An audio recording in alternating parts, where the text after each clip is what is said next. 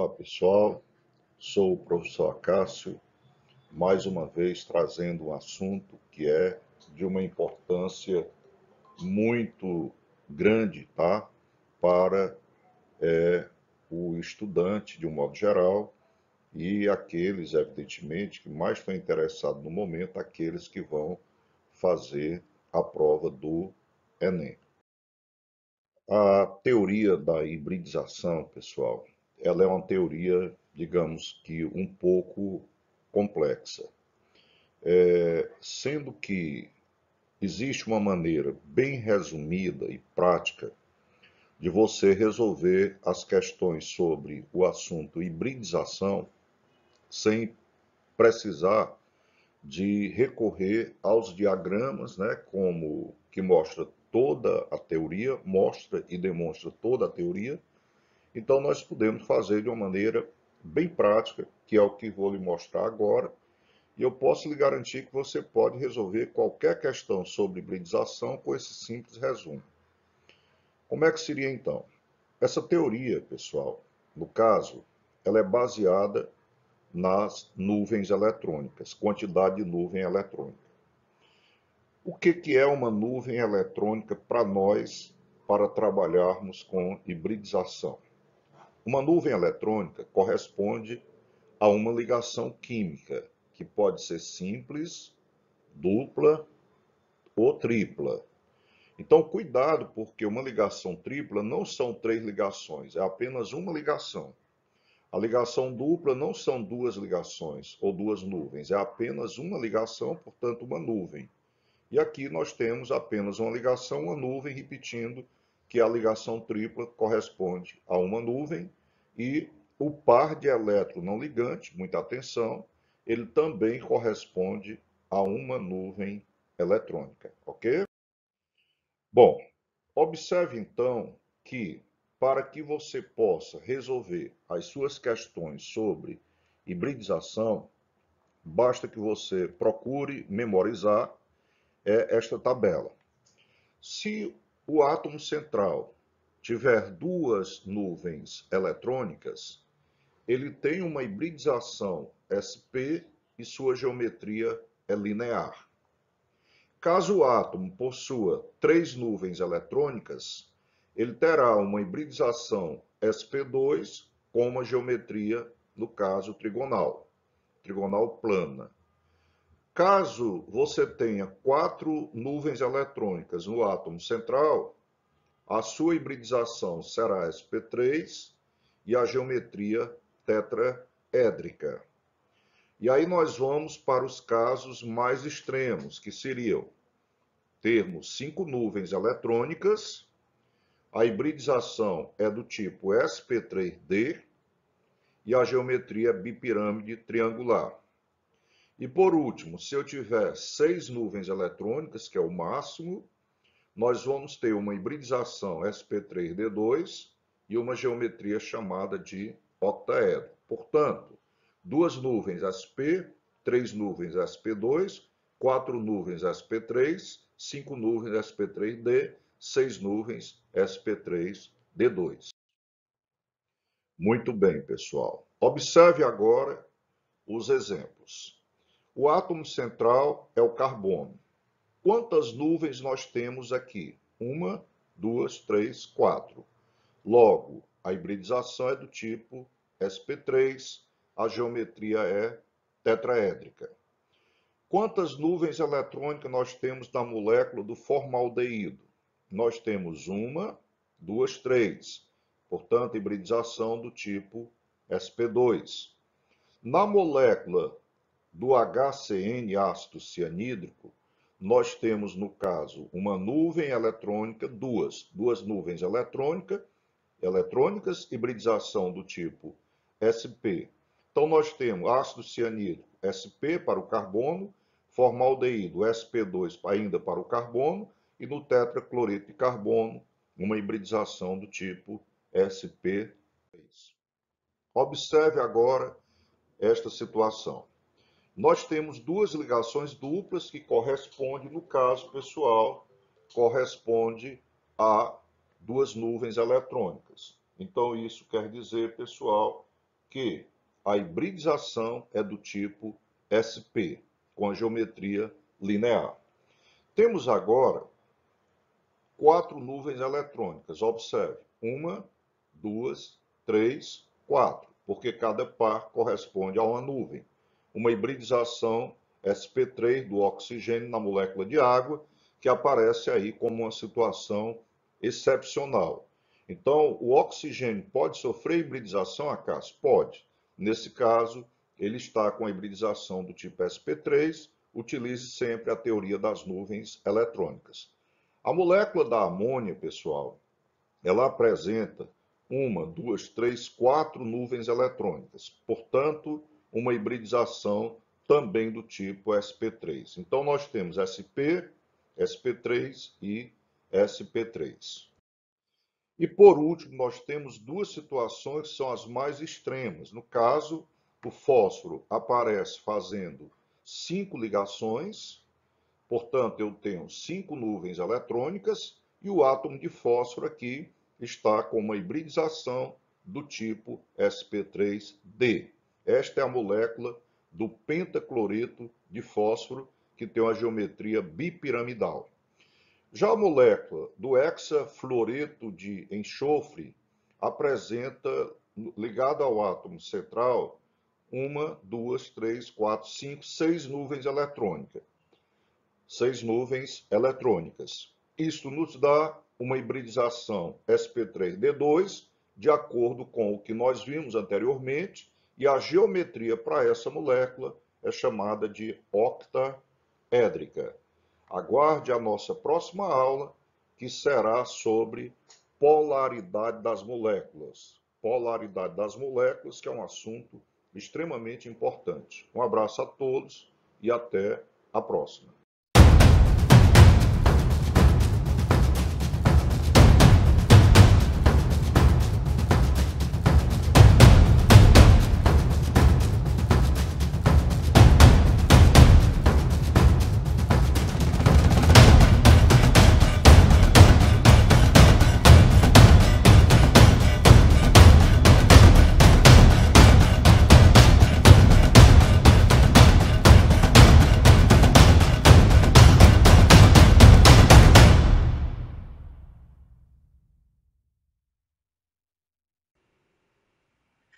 Fala galera, beleza? Professor Ilan Rodrigues passando aqui rapidinho para falar sobre um assunto recorrente em qualquer vestibular, principalmente no Enem. Que assunto é esse, Ilan? Espelhos planos. Portanto, se você tem dificuldades em entender a formação das imagens, as características das imagens desse tipo de espelho, fica aí com a gente que você vai entender isso em poucos minutos, ok? Então, vamos lá.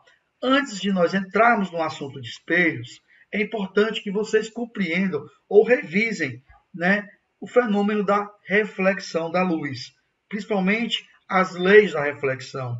Ilan, como é que funciona a reflexão? É algo muito simples. Você primeiramente vai ter que ter uma superfície refletora, onde nós teremos um raio que vai incidir sobre essa superfície.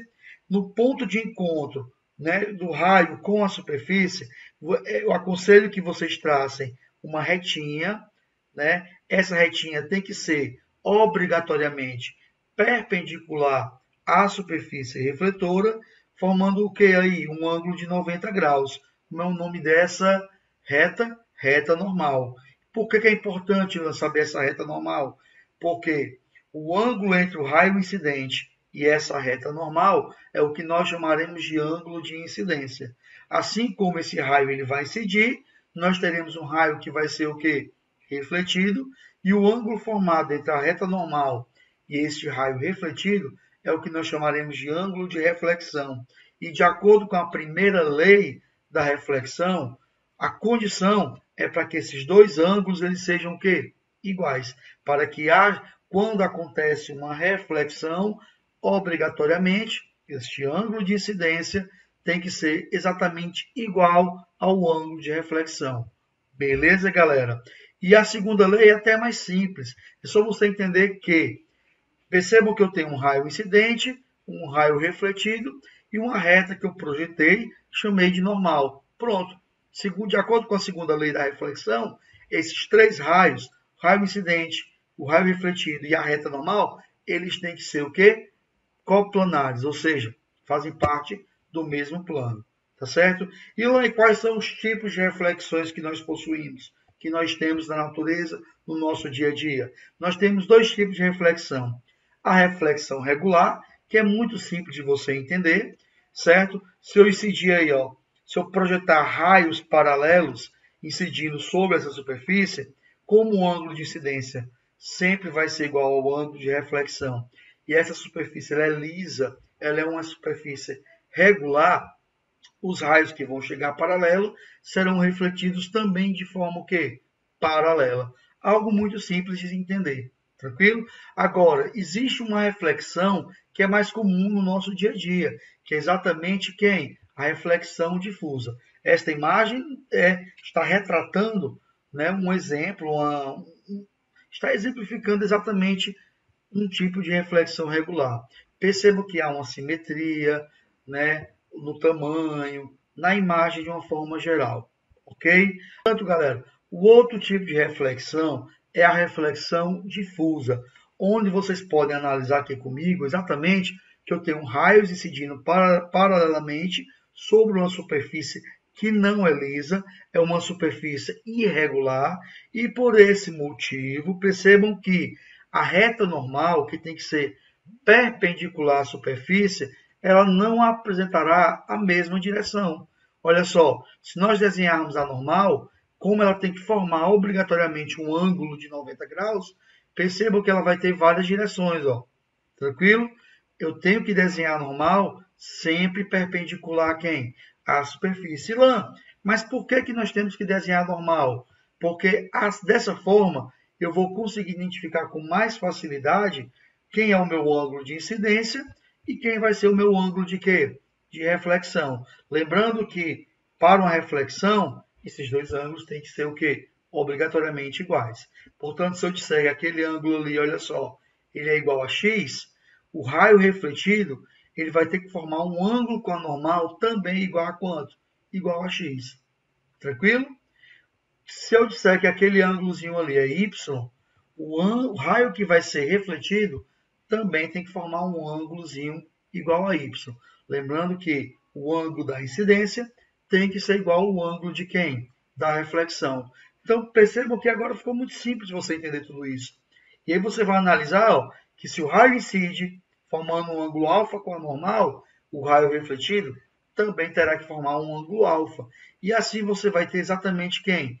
Né? A projeção dos raios que estão chegando e dos raios que estão emergindo. Percebam que, diferentemente da reflexão regular, os raios que estão sendo refletidos, eles estão se propagando em várias direções, né? E não totalmente diferente do que nós vimos na reflexão regular.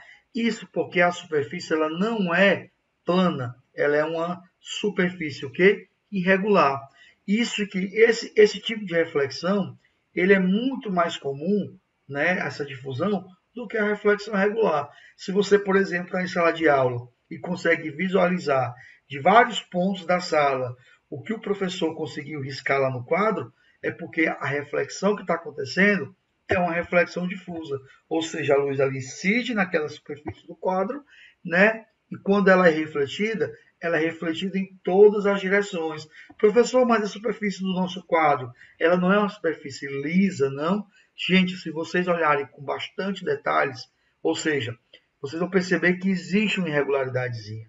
E basta essa irregularidade para que você tenha o quê? Uma reflexão também conhecida como difusão. Todos que estão ao redor, né, e olharem para esse pássaro, talvez consigam visualizar exatamente por qual motivo, porque a luz vai incidir sobre ele e vai se difundir, se espalhar em todas as direções. Fenômeno conhecido como difusão. Tranquilo? Depois desse lembrete, né, sobre as reflexões, agora vamos lá entender como é que funcionam os espelhos planos. Primeiramente, é importante que você saiba que o espelho plano ele é o único sistema óptico estigmático, ou seja, ele vai te dar imagens perfeitas, certo? E lá o que seria uma imagem perfeita? é o que nós já iremos comentar aqui com vocês, tá bom? E não esqueçam que a base de funcionamento, de entendimento de um espelho plano, passa pelas leis de quem? Da reflexão. Essas leis que nós falamos há pouco tempo atrás, tá bom? Vamos lá, continuar aqui, galera. Sobre as características da imagem, galera, é algo muito simples, tá? Basta vocês saberem 4 características da imagem. Qual é a primeira característica, Ilan? Vamos lá. Toda imagem fornecida por um objeto real, toda imagem fornecida pelo espelho plano de um objeto real, ela será uma imagem virtual, beleza? Então analisa aqui comigo, ó. Os raios eles vão incidir sobre a superfície do espelho e serão devolvidas para o meio de origem, correto? Beleza. Olha só, como foi que eu disse? Que toda imagem, a imagem fornecida por espelho plano, ela sempre será virtual quando o objeto ele for real, tranquilo? E lá, se por acaso o objeto for virtual, aí a imagem vai ser real. Cuidado com essa observaçãozinha, tá bom? Mas nesse caso, vamos tratar como sendo um objeto real, ok? Então, professor, olha só, como é que eu vou saber qual é a diferença de uma imagem real de uma imagem virtual? Primeiramente, galera, uma imagem real é aquela quando a imagem é formada pelos próprios raios. E normalmente uma imagem real, ela necessita de um anteparo, certo? Para ser visualizada, para ser vista. Um exemplo claro de uma imagem real, quando vocês estão em sala de aula e o professor usa o projetor. Ele projeta uma imagem exatamente em um anteparo. Aonde? Normalmente às vezes na frente do quadro, né? Ou seja, é uma imagem que ela é projetada, a imagem real, ela é formada pelos próprios raios. Tanto é que se você colocar a mão bem no meio de onde a luz está atravessando, percorrendo, você percebe que quando você coloca a mão, a imagem ela deixa de ser formada. Exatamente por qual motivo? Porque ali é uma imagem formada pelos próprios raios, ou seja, uma imagem real. Não é o nosso caso. O caso dos espelhos planos, eles fornecem imagem virtual, quando esse objeto é real, que são imagens que não são formadas pelos raios, mas são imagens formadas pelos prolongamentos dos raios que foram refletidos. Então percebam que eu tenho ali, ó, aqueles raios que estão chegando no espelho e os raios que estão emergindo, que eu até coloquei com uma cor diferente. Se você prolongar, né, esses raios que foram refletidos, nós teremos aí exatamente quem? A posição da imagem, ok? Imagem formada pelos prolongamentos, portanto, caracterizada e definida como imagem o quê? Virtual, beleza? Essa é a nossa primeira característica. Ilan, e a segunda característica da imagem formada por um espelho plano? Vamos lá. A imagem ela tem que ser simétrica, ou seja, ela tem que estar à mesma distância. Se o objeto estiver a uma distância D do espelho, não esqueçam, a imagem obrigatoriamente também terá que estar a uma distância D do espelho.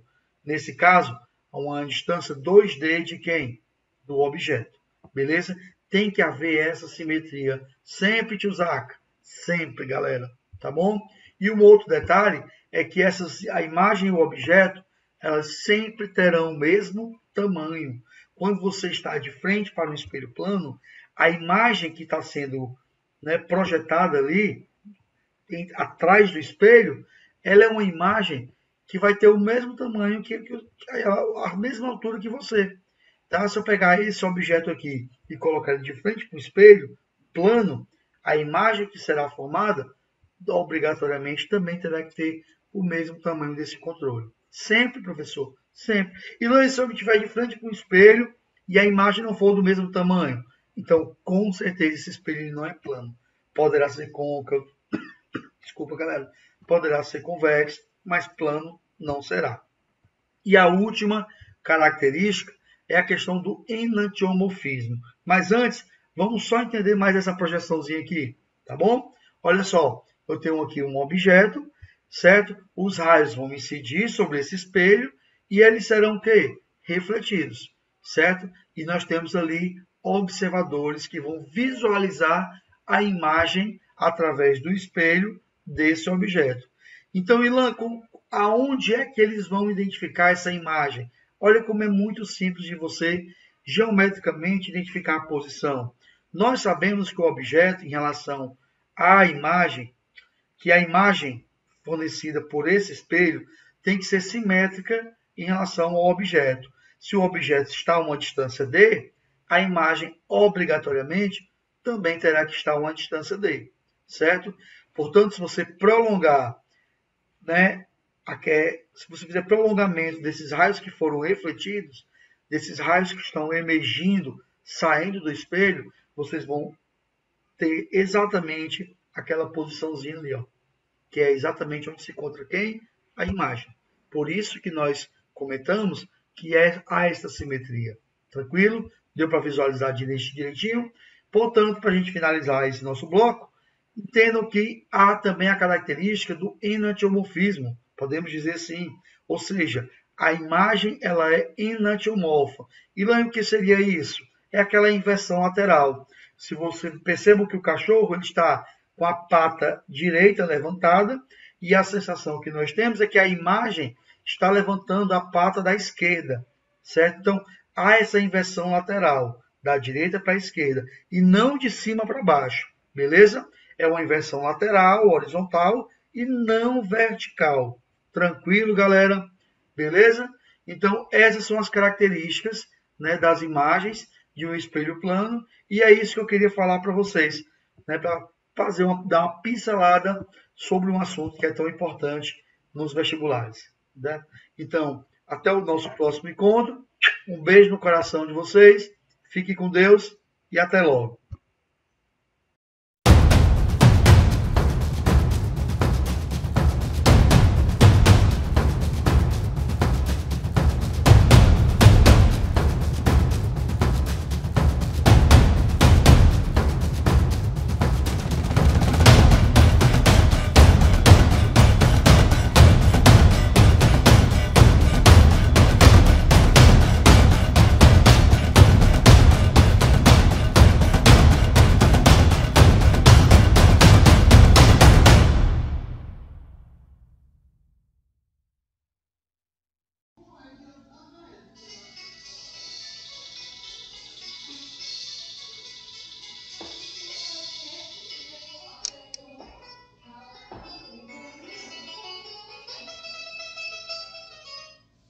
Olá pessoal, começando agora o nosso terceiro vídeo do assunto sobre população. E hoje nós vamos falar dos tipos de movimentos migratórios da população humana.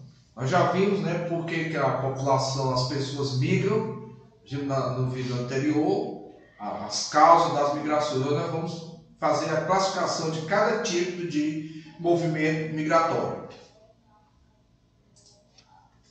Começar aqui com o movimento internacional. Quando uma pessoa vai morar em outro país, nós dizemos que é uma migração país-país, não é país não, é porque eu esqueci, desculpa aí o acento, é país-país.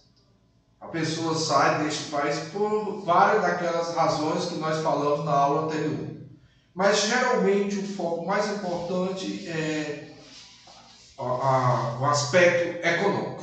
As pessoas saem, na realidade, os movimentos migratórios acabam sendo uma redistribuição da força de trabalho. Mas saem também por outros motivos, No caso de catástrofes, como foi o caso do Haiti, que muita gente saiu, ou o caso de questões político-religiosas, o caso dos curdos no Oriente Médio, o êxodo dos hebreus, reações religiosas e também política.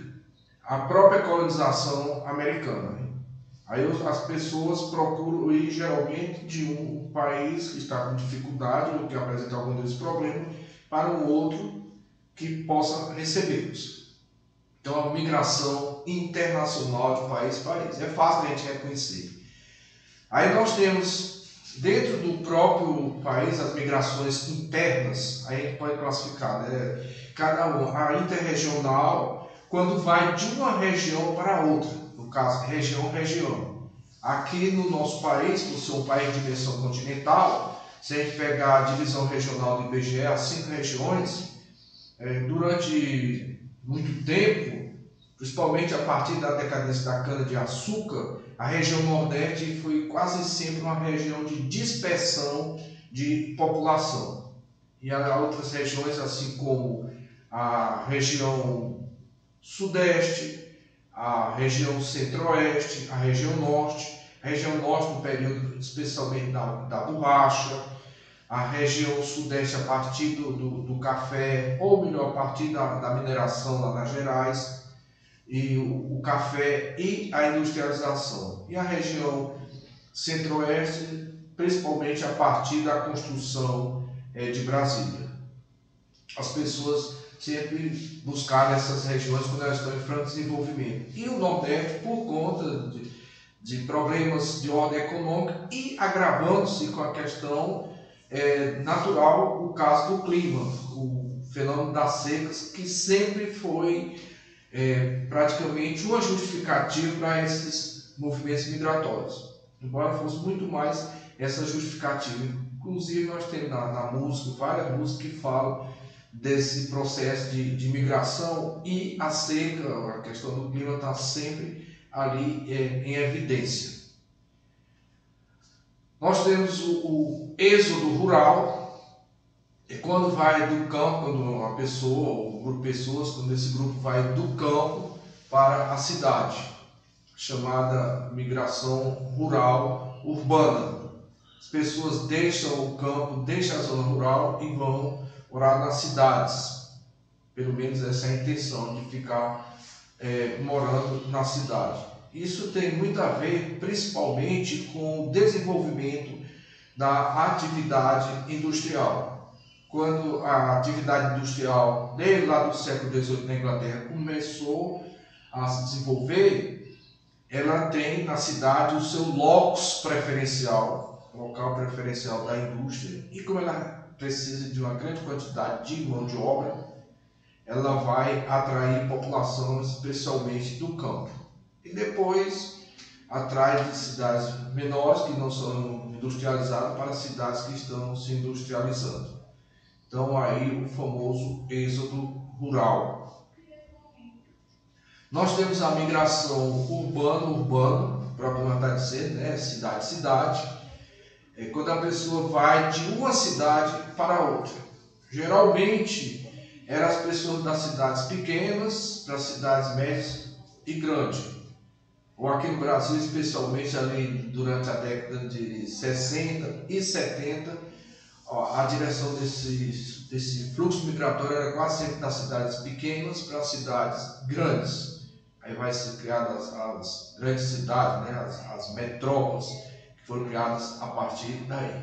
Mas também esse fluxo ele pode se dar em qualquer direção. Pode ser também, o importante é que a pessoa saiu de uma cidade e foi para outra cidade. E já adiantando um aspecto interessante, chamando a atenção, no caso de uma questão, por exemplo, uma pessoa saiu da zona rural do município aqui no Ceará, se qualquer, pegar a minha cidade, eu saí da zona rural do município de Caridade e fui para Caridade, para a sede do município, para lá, fui morar lá para estudar.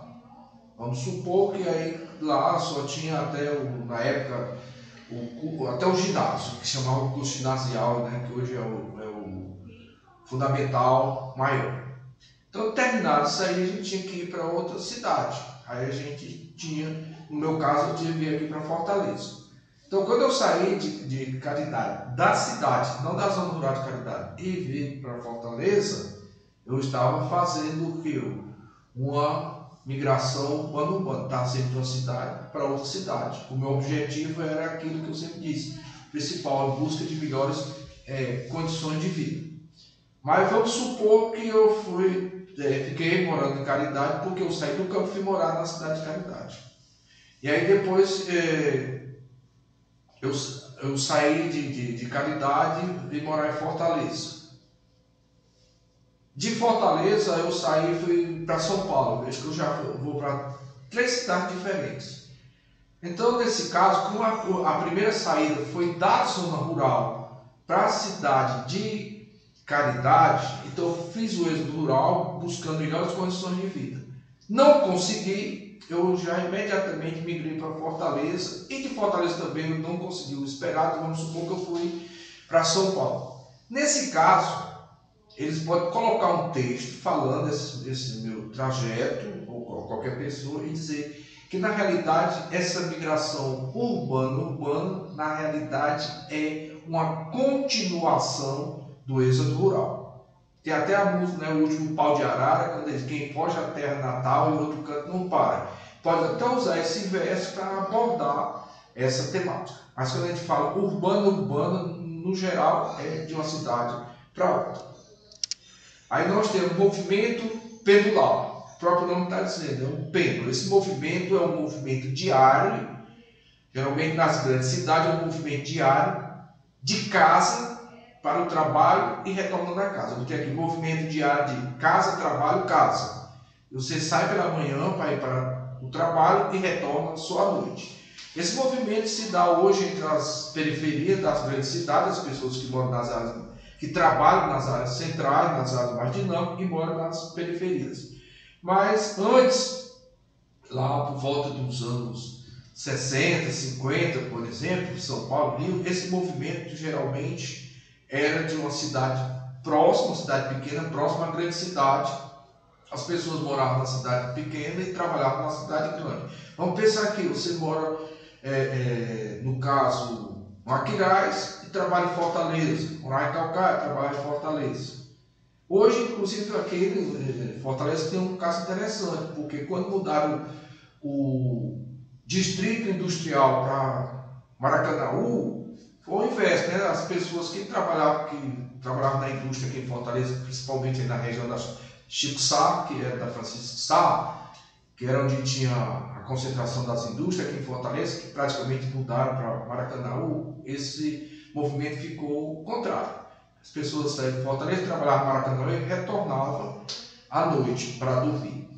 Então o movimento pendular é esse, que as pessoas saem pela manhã e só voltam à noite, geralmente passam o dia fora. Aí se envolve uma série de questões, como a questão da mobilidade, a questão dos transportes, que depois nós temos como abordar, inclusive problemas que estão relacionados com esse fato, dos movimentos pendulares que ocorrem nas grandes cidades. Nós podemos relacionar com o êxodo rural. É muito interessante depois a gente fazer uma análise quando a gente tiver nas aulas presenciais e aprofundar o assunto.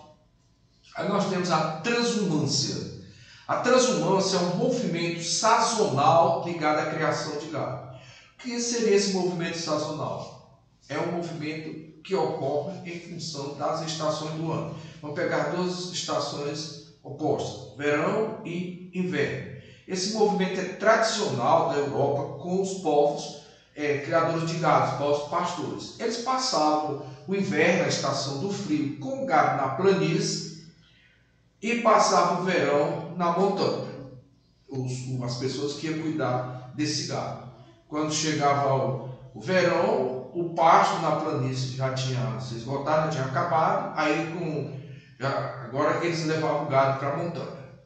Esse tipo de movimento. Aqui no Nordeste, esse movimento ele também foi bem interessante, bem intenso. Falando especificamente aqui do Ceará, era geralmente o seguinte: os grandes fazendeiros, eles tinham fazendas no sertão, né?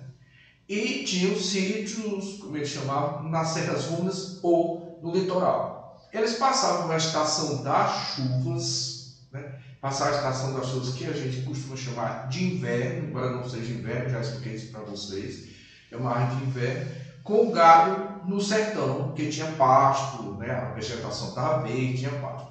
Quando chegava na estação seca, que nós costumamos chamar verão, que é a partir do meio do ano, era o tempo que o gado, os donos de sítios na serra, inclusive com cana-de-açúcar, ia fazer a rapadura da cana-de-açúcar, a palha da cana servia de alimento para o gado. Servia de alimento para o gado. Então, as pessoas passavam o período da chuva no sertão e o período seco nas terras úmidas ou no litoral, que também tinha cana-de-açúcar. Isso acontece entre também o sertão e a zona da mata. Então, o movimento, a transhumância é mais ou menos clássica, tá? É desse jeito, movimento sazonal ligado à criação de gado. Mas se for um movimento sazonal de uma estação e outro não for ligado, eles vão dizer, é uma espécie de transhumância, o importante é que é sazonal. E por último, nós temos aqui a migração de retorno. A migração de retorno, alguém vai retornar à região de origem. Lembra que eu falei do Nordeste? O nordestino que migrou nos anos 60 para São Paulo, Rio, por exemplo, e quando chega o final dos anos 80, que o Nordeste vai ter um surto de desenvolvimento econômico, essas pessoas acabam retornando, alguns deles já até aposentados, e retornam aqui para o Nordeste. É um exemplo bom que, como esse movimento ele é bem analisado agora mais recentemente, seria um bom exemplo. Então, esses seriam os movimentos migratórios da população. E eu coloquei só exercício para ela não ficar longa, né, porque de qualquer maneira é muita coisa para explicar, se não ficar longa, então exercício para a gente treinar. Nesse exercício aí, eu coloquei uma música, o pau de arara. Não é o último pau de arara, veja que é diferente, é pau de arara. E pela letra vocês vão dizer qual seria o movimento migratório. Vou aqui colocar continuar a música instrumental, vou dar um tempinho para vocês responderem.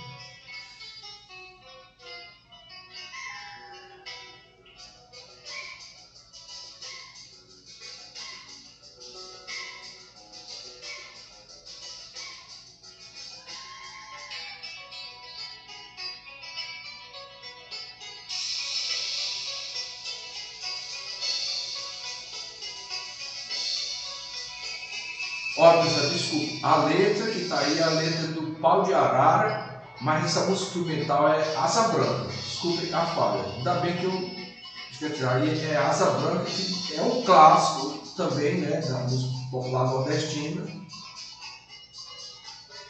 Ele aborda um tema muito recorrente, viu? Eu prometi a vocês que quando eu for fazer, provavelmente amanhã, eu vou tirar as dúvidas ao vivo aqui no meu canal, eu quero que vocês se inscrevam, dê um like, se inscrevam, dê uma curtida. E eu vou fazer ao vivo, porque eu sou danado. Tchau, pessoal, até a próxima.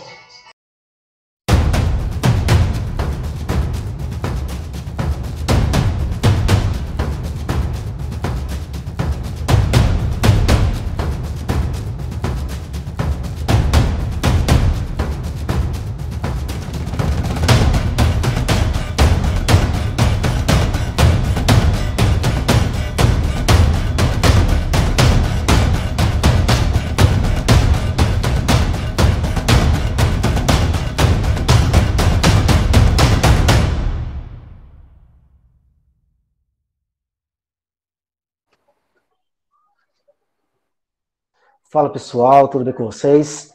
Aqui quem fala é o professor Valclésio, física, sou muito amigo do professor Acácio e me sinto lisonjeado por ter recebido esse convite, né, para poder participar desse mega aulão com estes grandes e ilustres professores, beleza?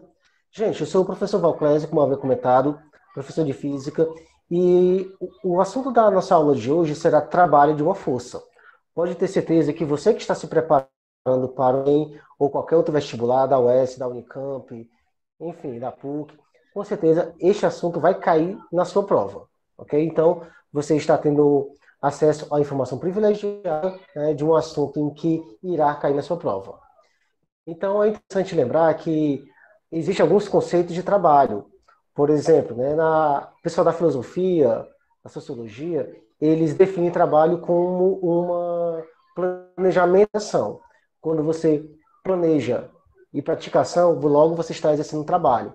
Só que na física é diferente, né? Na física, trabalho de uma força é definido como uma grandeza escalar correspondente ao produto da força pelo deslocamento, desde que a força e o deslocamento tenham a mesma direção e sentido. Beleza? Então, se você não lembra o que é produto, produto é uma multiplicação, galera. E, matematicamente falando, trabalho é uma força vezes o deslocamento, em que F é a força e D é o deslocamento. É interessante que essa letra chama-se tal. Esta letra significa trabalho. Em alguns livros você vai encontrar a letra W, tá? Que vem, né, o work, certo? Mas isso não vai interferir no teu problema, tá certo? No Sistema Internacional de Unidades, a força é dada em Newton, o deslocamento é dado em metro e o trabalho é dado em Joule. Olha só que interessante, né? Trabalho tem a mesma unidade de energia. Isso por quê? Porque logo quando você realiza um trabalho, gastando energia, tá certo? Nós temos alguns tipos de... Por exemplo, trabalho motor é quando a força e o deslocamento têm a mesma direção e o mesmo sentido.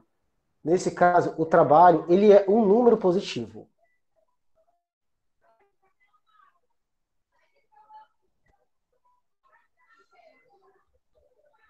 Beleza? Há também casos em que o trabalho é resistente. Isso significa que o trabalho é negativo. Isto é, quando a força e o deslocamento têm a mesma direção, só que os sentidos são opostos. Tá certo? Nesse caso, o trabalho ele é um número negativo.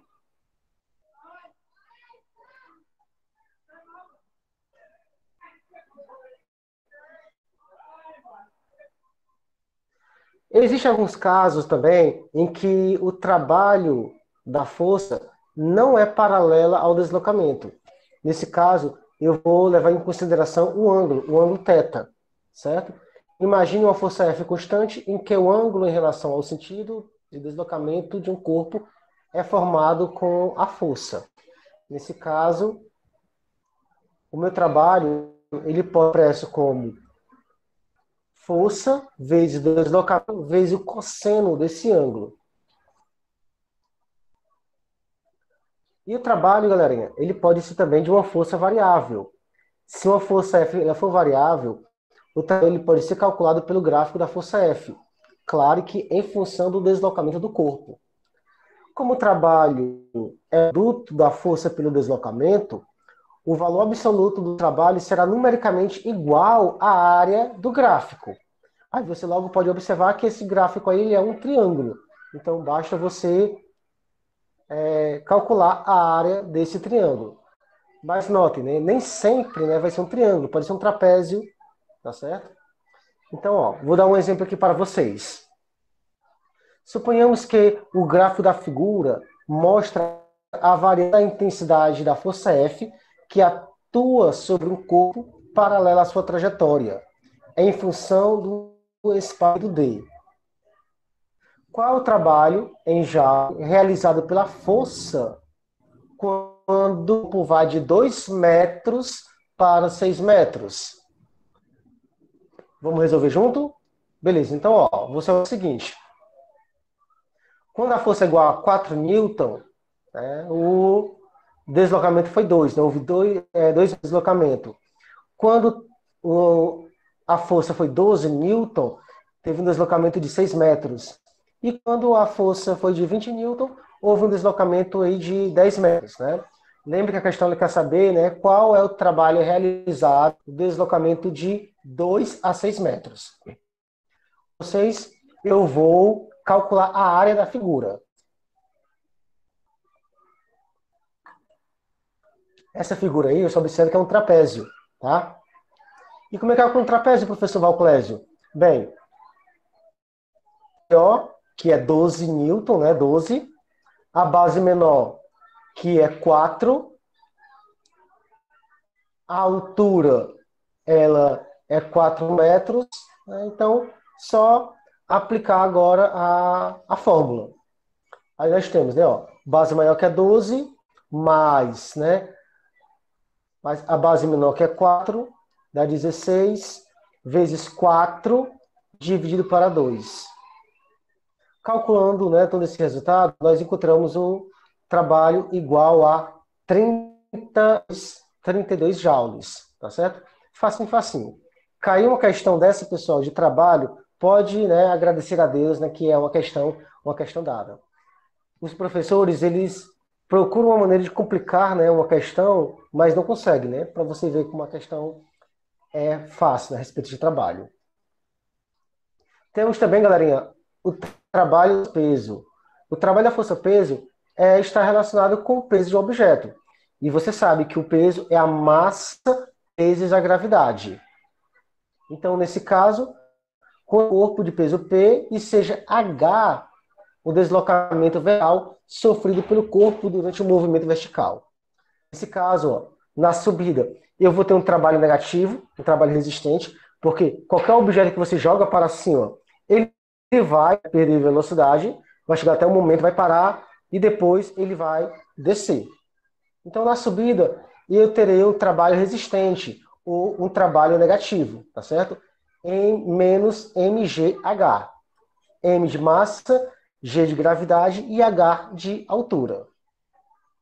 Já na descida, meu trabalho ele é positivo, tá certo? Vai ser mgh, módulo ele positivo. E se tratando do trabalho da força elástica, se faz necessário você lembrar, né, da força elástica. A força elástica, pessoal, está presente em qualquer material que se deforma. O que você imaginar? Uma mola, um elástico, sei lá, a teia, né, do Homem-Aranha, não é verdade? Muito bem. Todo esse material, ele sofre uma força de elasticidade. Observe que quando uma mola sofre uma deformação em regime elástico, aplicando-lhe uma força F, surge uma força elástica no sentido oposto, que tem de trazer a mola à sua posição inicial de repouso. Então, a mola está na sua posição inicial e é aplicado uma força. Você observa que, né, no primeiro caso, ela está em repouso e é aplicada uma força F para a direita. Vai existir uma força que tende a trazer a mola à sua posição inicial de repouso. Você observa uma força elástica para a esquerda, tá certo? Essa força elástica, galera, é aquela mesmo que você lembra da lei de Hooke, tá? Onde Kx, onde K é a constante da mola e X é a deformação sofrida pela mola. Para calcular o valor da força elástica, nós usaremos o gráfico desta figura em função da deformação X. Então você tem aí, ó, nas ordenadas a força elétrica, nas abscissas você tem o X. Então nós temos o seguinte, ó. Vou calcular essa figura, que é um triângulo, base vezes altura, dividido por 2. Muito bem. Onde a base, né, ó, é x e a altura é a força elástica, que é kx. Tudo isso dividido por 2. Rapaz, você notou, né, ó, x vezes x ao quadrado. Então nós temos kx ao quadrado sobre 2. Então, o trabalho da força elástica ele é numericamente igual à área desse gráfico. Olha só que maravilha, né? Olha só que coincidência, certo? Você observa que você dá para tirar de letra, né? Lembrando que esse trabalho ele pode ser tanto positivo ou pode ser, né? Ou pode ser negativo, tá certo? Pergunta para vocês. Vamos resolver questões? Sim, claro ou agora?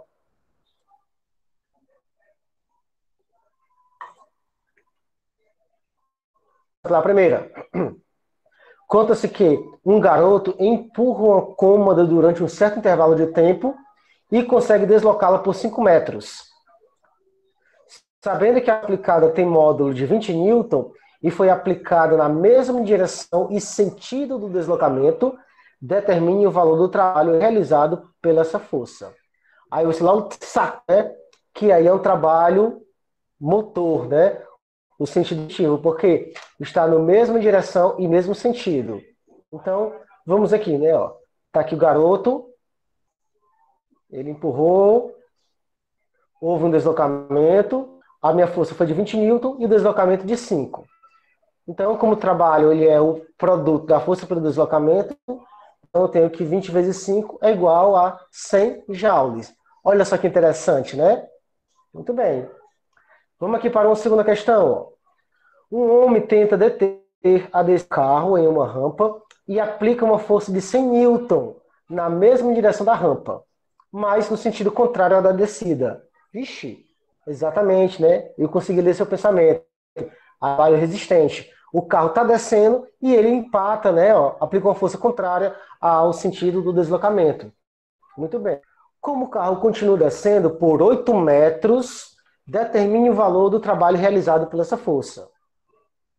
Então, aqui você nota, né? Ó, rapaz, né? Aplicando aí a força e o carro ainda continua descendo. Então, o deslocamento foi de 8 metros, então o trabalho é negativo. A força é de 100 newton e o deslocamento 8, então meu trabalho é menos 800 joules. Bacana?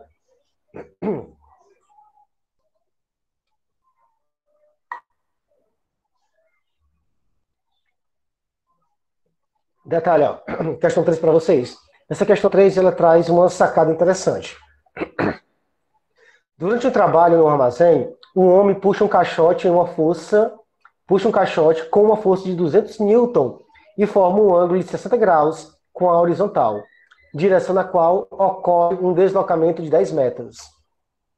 Determine o trabalho realizado pela força aplicada pelo homem. Aí você lembra, né? Ó, você vê a situação. Formando um ângulo de 60 graus. Lembra, né? Que a força trabalho é a força vezes o deslocamento vezes o cosseno do ângulo. Muito bem. A força é 200, deslocamento de 10 metros e o cosseno, galera, é 0,5. Se faz necessário, tá, galera? Você lembrar disso. Geralmente as questões, elas trazem o valor dos cosseno. Beleza? Então, quando você aplica, né, a 200 vezes 10, 2.000 vezes 0,5, dá um total de 1.000 joules. Beleza? Então, a observação que eu quero trazer para vocês é o seguinte, ó. Se a força F for perpendicular ao deslocamento, ou seja, forma um ângulo de 90, ela não realiza trabalho. Nesse caso, dizemos que o trabalho é nulo. Mas por que, Valclésio? Você sabe quanto é que é o cosseno de 90? Cosseno de 90, pessoal, tá certo? E todo número multiplicado por zero é zero. Olha.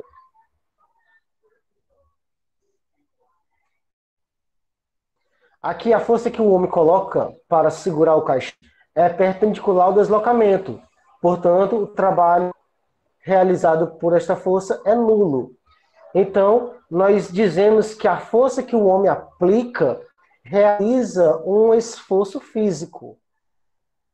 Beleza? Tranquilo? Podemos prosseguir? Então vamos lá. Ó. Um corpo de massa 4 kg está apoiado em um plano horizontal, liso, e comprime uma mola de 20 centímetros. A mola tem uma constante elástica de 1.200 Nm por metro e, liberada, distende e empurra o corpo. Determine o trabalho da força elástica quando a mola encontra-se comprimida. Está aí a mola com bloco, ela é comprimida, tá certo? 20 centímetros. Se faz necessário você transformar para metros. Se você não lembra como é que transforma centímetros para metros, é só dividir por 100, tá? Logo, 20 dividido por 100 é 0,2. A constante, né, ó, 1.200 Nm por metro. O trabalho é kx² dividido por 2. Né? Então, é ativo por quê? Porque está, né, sendo comprimida, beleza? E quando ela é liberada, vai ter o sentido contrário ao da deformação. Então, vamos lá. 1.200 vezes 0,2 ao quadrado, tudo isso dividido por 2, né? Muito bem. 0,2 ao quadrado é 0,04 vezes 1.000, né? Vai dar um valor de 48, dividido por 2, né? Menos 24 joules. Tranquilo, galera? Então, basicamente, o que eu gostaria de transmitir para vocês era isso. Desejo muito sucesso e aprovação, beleza? Então, siga o nosso canal, o Professor Acácio. compartilhe também essa novidade, tá certo? E também nos siga na rede social. Meu nome é Valclésio Souza, sou professor de Física e sou muito amigo do professor Acácio. E nós estamos aqui, né, para poder contribuir para a sua aprovação. Beleza? Forte abraço, tamo junto. E aí, gostaram das aulas de hoje?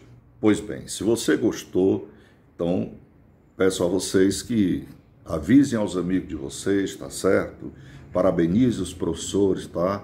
E aguardem, porque sábado que vem tem mais aulas com excelentes professores, excelentes assuntos, tá certo? Uma programação fantástica para que você possa fazer suas provas bem feitas e possa ir para o Enem com aquela tranquilidade, tá? Um grande abraço, pessoal, e até a próxima semana. Valeu, pessoal!